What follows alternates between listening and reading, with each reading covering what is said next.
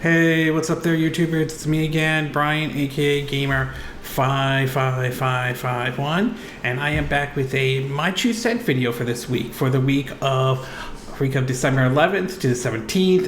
Apologize if my cat somehow gets into the way, though. He's a very yeah, he's just all right there. He's a very affectionate cat, and really, my parents' cats, though, and really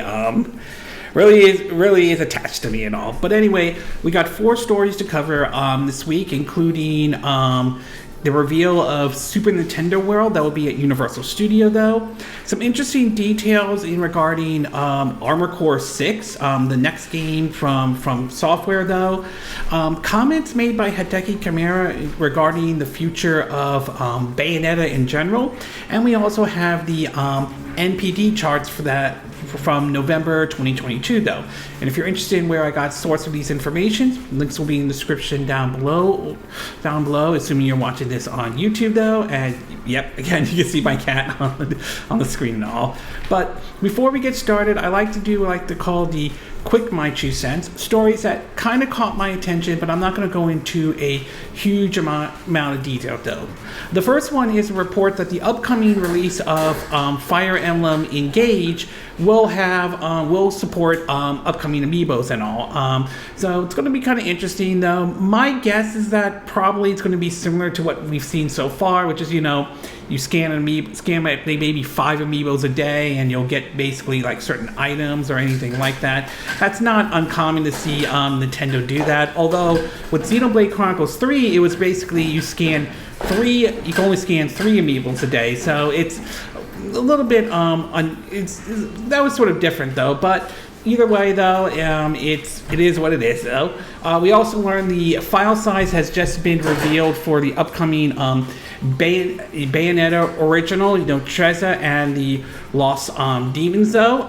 Judging by what I've seen so far, it's a little bit smaller than what Bayonetta 3 is. That's not hugely surprising. The game definitely looks a little bit different than what the last 3 Bayonetta games have been. So it's a little bit, it is a bit smaller, but it is. But hey, you know what? It is another game from Platinum I am looking forward to, though. We also learned that basically Sonic Frontiers director has thanked fans for their player, voices vote or anything like that, and said that the next game will do better and all. The game Sonic Frontier obviously has gotten mixed response from a lot of folks, though, but supposedly the game has done pretty well for Sega, though, and it'll be interesting to see what Sega does with the next entry in the Sonic series going forward, though. We also learned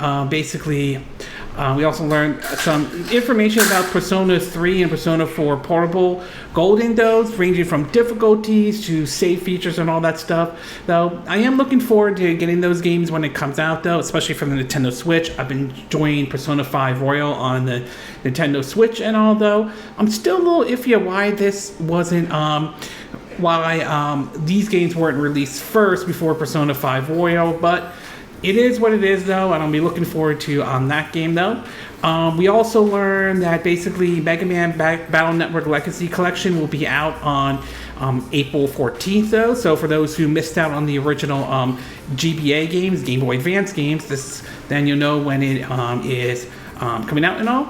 We also learned that Hogwarts Legacy, the least the Nintendo Switch version, will be coming out at a later date around July 2023, though.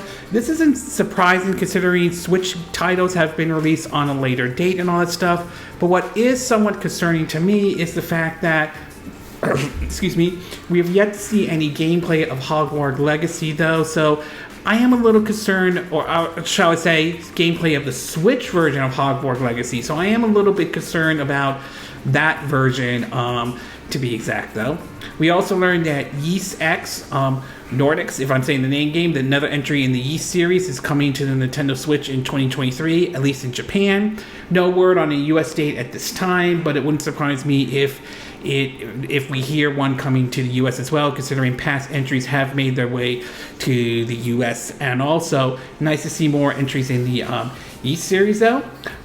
We've also learned that Akiba's Trip Undead and Undressed will be making its way over to the Nintendo Switch, and it will be sort of the director's cut, which will contain, I think, another storyline that was missing from the original version, plus all the DLCs. For those who aren't familiar with it, I would say it's basically a fan service game, but I wouldn't go as far as put it on the same level as the Serene Kagura series, to be exact, though. But it's nice to know. But it's nice to know that they're bringing this game over to the Nintendo Switch and all. We also learned, at least from Sony, that they plan to release basically Spider-Man 2 on the PS5 in fall of 2023. So obviously they are gearing up for basically as that game being their big holiday release for 2023 and all. At the same time, we haven't heard of any we haven't seen any gameplay yet. I'm kind of curious to see how the gameplay will be. I mean, will we switch between Miles Morales and Peter Parker? Will we play as Venom, or is Venom basically the main, or we won't be playing as Venom at all? So there's certainly a lot of questions that still remain and all. And we also saw a new trailer for Wulong Fallen Dynasty that shows a little bit more of the gameplay and all. And I will say, based on my time with the demo, though, I am still looking forward to trying this game out, especially since it will be coming to Game Pass, along with it coming to the PS4 and PS5. But the fact that this one's coming to the Game Pass is definitely one I'm going to be keeping an eye on. I definitely like Koei Tecmo's taking the souls, the Neo series, Neo 1 and Neo 2. So this is one I am definitely looking forward to, though. And in our movie and TV show part of our My 2 Cent video, we also learned that supposedly, obviously, Henry Cavill will not be returning to play The Witcher, though. But at the same time, we also learned that he won't be coming back to play Superman. This is in response to James Gunn, who basically has talked about what they're doing with the DCEU, now known as the DCU, and sort of their 10-year plans. It's clear that Warner Brothers just wants to do a clean slate and really reboot the DCU in general with now the DCU. This also concludes with reports that the Batman Beyond that would have starred Michael Keaton was canceled, along with Wonder Woman 3 is no longer happening and all that. So I know some folks will be disappointed, though, but it is unfortunately what it is. It's clear Warner Brothers wants to, it sounds like they want to try to learn from their mistakes with the DC EU. And last but not least, a second trailer for The Legend of Vox Machina has just been released, though, and based on what it is, it seems as though this will deal with different kinds of dragons this time for season 2, though. I definitely enjoyed season 1 of Vox Machina, though. The humor was there and everything like that, though, and I definitely liked, the story and all that stuff. I'm kind of curious if this story will focus on only one of the characters, like season 1 did, or will this focus on more than just one of the characters. So I am kind of curious to see how season 2 will play out. I believe will be out on January 20th on Amazon Prime, so those who enjoyed the first season should keep an eye out for the second season of The Legend of Vox Machina, though. Okay, with the quick My 2 Cent now done, we'll get started with our first story, and this one has to do with the NPD, particularly the November NPDs have come out, though, and it seems as though Black Friday did seems to have done very well for a lot of for a lot of the video games and all that stuff. And some games certainly made it in that I'm kind of a little bit surprised, but otherwise most of them are the usual players that you would see, like Call of Duty and so forth, though. Well, according to Venture Beats, that has it all. They have released several charts, though. The first one is going to be the top 20 best-selling games of the month in the U.S. for November 2022. We have basically at number 1, Call of Duty Modern Warfare 2. Number 2, God of War Ragnarok. Number 3, Pokemon Scarlet and Violet. Number 4, Sonic Frontiers. Number 5, Madden NFL 23. Number 6, FIFA 23. Number 7, NBA 2K 23. Number 8, Gotham Knights. Number 9, Marvel Spider-Man Miles Morales. Number 10, Mario Party Superstar. Number 11, Elden Ring. Number 12, Animal Crossing New Horizon. Number 13, Mario Kart 8. Number 14, Mario plus Rabbids Sparks of Hope. Number 15, Persona 5. Number 16, NHL 23. Number 17, Tactical Org Reborn. That's a new entry. Number 16 is NHL 23, my bad. Number 17 is Tactical Org Reborn. Number 18 is Minecraft. Number 19 is Horizon Forbidden West. And number 20 is The Legend of Zelda Breath of the Wild, though. In terms of, it basically points out how, it basically points out that Black Friday has boosted the number of sales of a lot of the games and all that stuff. Supposedly also the PS5 did very well because there were more PS5s in stock and all. In terms of the 20 best-selling games so far of 2022, we have basically number 1, Call of Duty Modern Warfare 2. Number 2, Elden Ring. Number 3, Madden NFL 23. Number 4, Lego Star Wars: The Skywalker Saga. Number 5, God of War Ragnarok. Number 6, Pokemon Legend Arceus. Number 7, Pokemon Scarlet and Violet. Number 8, Horizon Forbidden West. Number 9, FIFA 23. Number 10, MLB The Show 22. Number 11, Call of Duty Vanguard. Number 12, Gran Turismo 7. Number 13, Mario Kart 8. Number 14, Kirby and the Forgotten Land.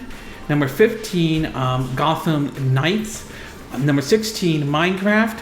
Number 17, NBA 2K23. Number 18, Nintendo Switch Sports. Number 19, Marvel Spider-Man Miles Morales. And number 20, Animal Crossing New Horizon, though. In terms of the top 10 best-selling games of the last 12 months, we got number 1, Call of Duty Modern Warfare 2. Number 2, Elden Ring. Number 3, Madden NFL 23. Number 4, Lego Star Wars: The Skywalker Saga. Number 5, God of War Ragnarok. Number 6, Call of Duty Vanguard. Number 7, Pokemon Legends Arceus. Number 8, Pokemon Scarlet and Violet. Number 9, Horizon Forbidden West. And number 10, FIFA 23.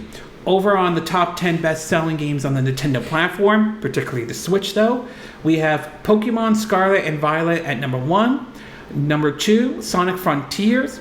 Number 3, Mario Party Superstars. Number 4, Animal Crossing New Horizon. Number 5, Mario Kart 8.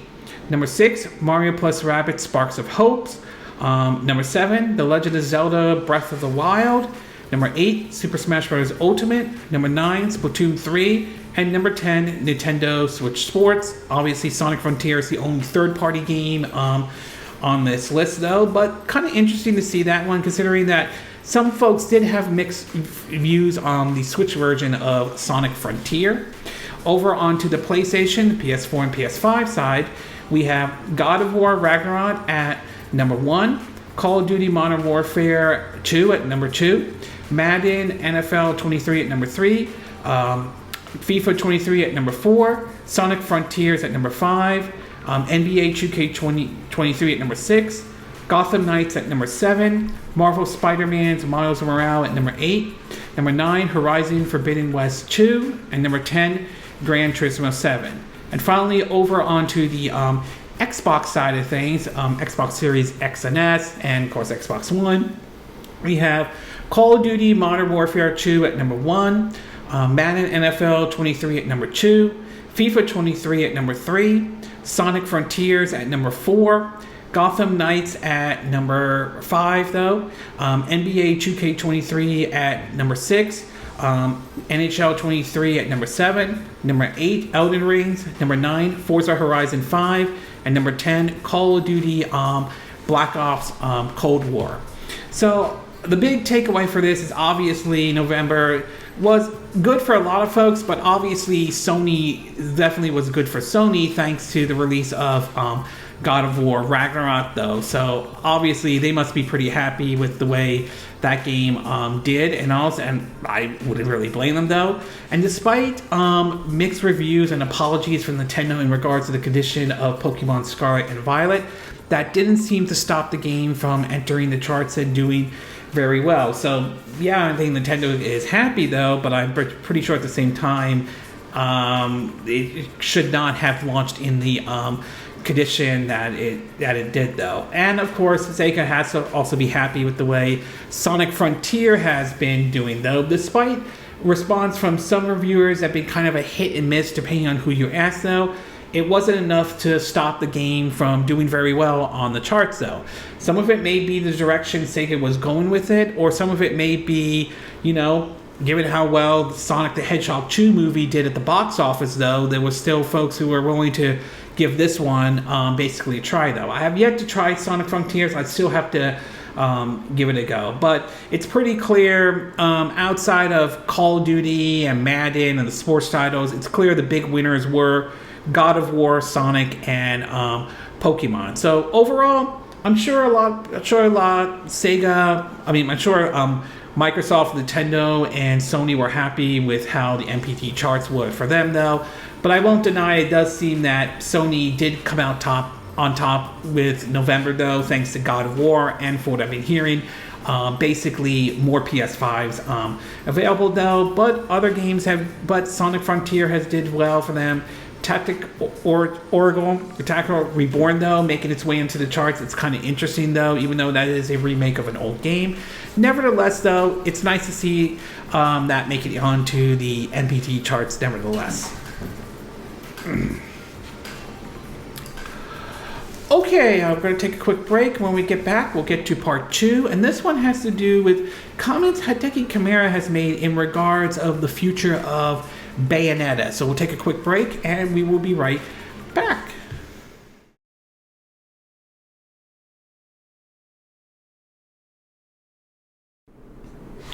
Okay, we are back with part 2 of my True Set video, and for this one, we're going to be taking a look at comments that Hideki Kamiya has made in regards to the future of the Bayonetta series though. Now, Bayonetta 3 seems to be getting off to sort of a best of starts though. The October NPD charts showed the game doing very well for a game that is only available on the Nintendo Switch and all that, and winning Best Action at the Video Game Awards though. So obviously it has done very well despite the whole voice acting controversy that I'm sure we are fully aware of though. Well, recently, Hideki Kamiya sat down with basically IGN Japan and recently made some interesting comments in regards of the future of the Bayonetta series. From an article from Video Game Chronicles, it reads that, quote, in an interview with IGN Japan, Cadet was explaining his belief that creators need to have their own conviction and to make games they want to make instead of what the majority of players want. That could be debatable. Some might agree with that, some might disagree. When you use Bayonetta as an example, taking the Bayonetta IP as an example, while I have a structure in mind for where the story is going to go far into the future, players are only able to pass judgment on the story that they have in the moment, he said though. They say things like the series is going to end because the creator has no love for it. I want people to know that's obviously not how it is. I love Bayonetta more than anyone. How could I not love Teresa and all the other characters I fostered for this long? Asked if he meant he wanted to make more Bayonetta games in the future. Kodama replied, I personally can't conceive the Bayonetta series ever ending. I want to make a Bayonetta 4 and Bayonetta 5, and I intend on pitching them to the company.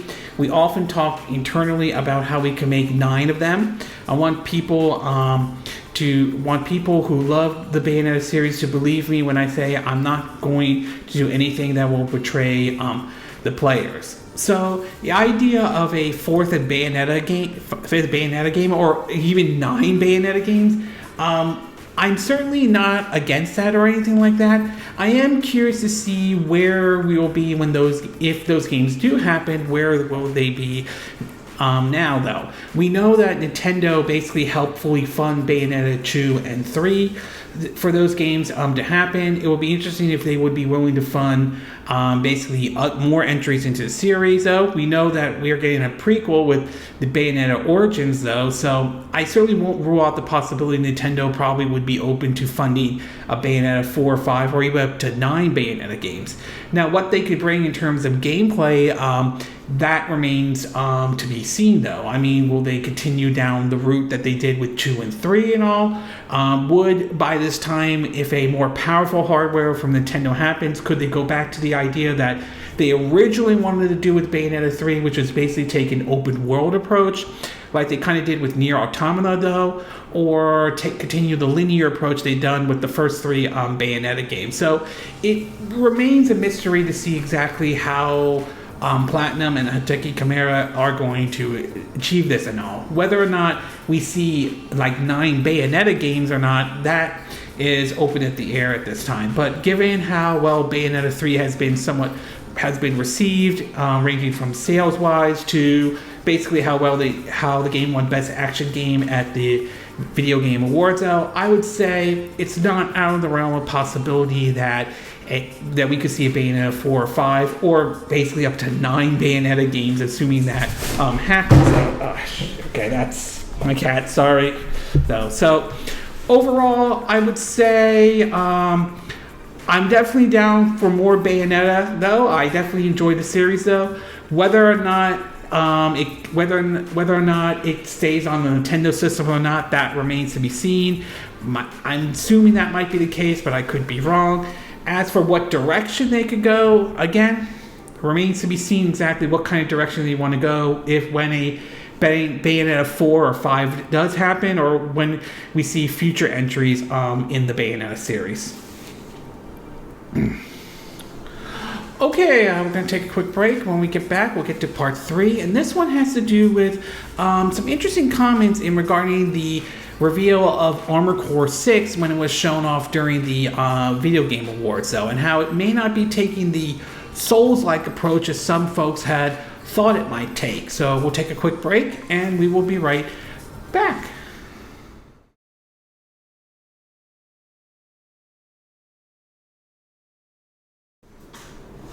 Okay, and we are back with part 3 of my My Two Cent video, and for this one, we're going to be taking a look at some new information that has come out in regards of From Software's upcoming game, Armored Core 6, which was shown during the, at least a teaser trailer or a reveal trailer during the Video Games Awards, though. Now, when people think of From Software, they think of, they're known for, the Souls-like game. Those games that are known to be tough and all. I mean, one of the big games that kind of broke them out was the Demon Souls, though, which got a remake onto the PS5. But what really exploded was them doing the Dark Souls series, the Bloodborne, Sekiro Shadows Die Twice, and of course the recent release of Elden Ring, which has done extraordinarily well for them, sales-wise and award-wise, to be exact. But they have also been known for doing other entries as well, ranging from series like, say, like the Tenchu series, to even the Armored Core series, though. Series that aren't exactly as well known compared to, the Souls-like game that the series is known for. Well, recently the developers from Software sat down to discuss about their next game, though, their upcoming game, Armored Core 6. And there is some very interesting stuff that they have said. And while it is being made by the folks who have worked on the the Dark Souls, and the Elden Rings, though, basically they're saying is don't expect it to be a Souls-like game and all. From an article from GameSpot, though, it reads that, quote, "It has only been a few days since Armored Core 6 reveal at the Game Awards, but we already have a ton of new information about the game thanks to an interview with FromSoft at IGN. The core of the game will be focused on single player, which is a departure from previous entries in the series that heavily feature multiplayer. Although multiplayer will be part of the game, the highlight of the game will be its boss battles anchored to every other From Software title of the last decade. The core gameplay, however, will decidedly not be from other recent From Software games. No, we are not. We've not been making a concession effort to try to direct it towards a more Soulsborne type of game. First of all, let me just make that clear. I explained one of the developers in the interview. They also then enforce how important customizing the mech is going to be, stating that you'll be able to change out individual parts and that the system will be way more involved in details than simply swapping out armor set like in Dark Souls or Elden Ring. The key to winning, he states, will be fine-tuning your mech for whatever task at hand. The last major tidbit in the interview are that the game will be mission focused rather than an open world a la Elden Ring. And from a story perspective, this entry will act as a reboot for the franchise with no direct links with the previous games in terms of continuing story. So kind of interesting that they decided to not have this connect to, say, maybe the past Armored Core game, though. But the fact that they decided to not go a Soulsborne or a Souls-like approach is kind of interesting in a way, considering that that's what they are well known for and how well those Souls-like games have basically done very well for them, though.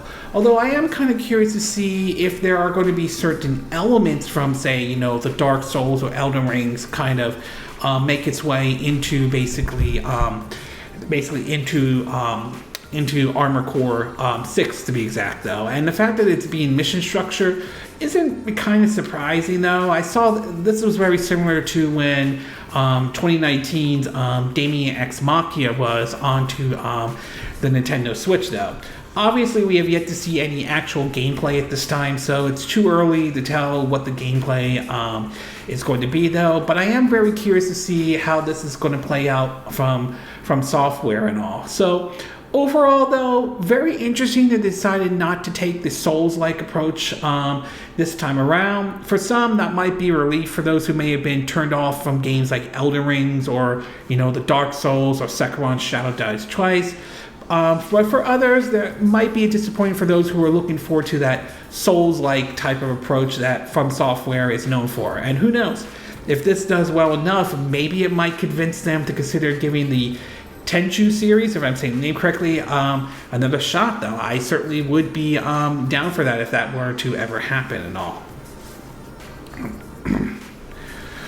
Okay, we're going to take a quick break, and when we get back, we'll get to our fourth and final part, and this one has to do with basically Super Nintendo World coming to Universal Studios here in Hollywood, California, with a later date for, I believe, for Orlando, Florida, or Hollywood, Florida. So we'll take a quick break, and we will be right back.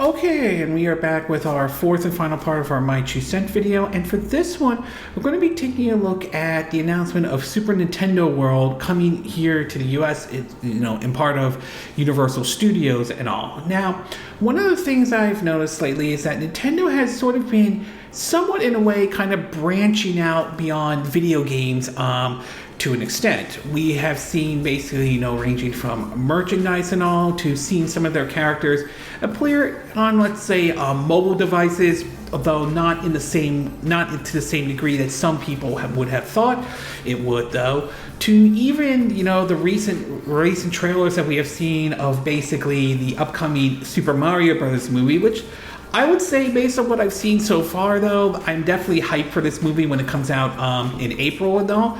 But we've also seen them also push into, say, the theme park sort of situations, though.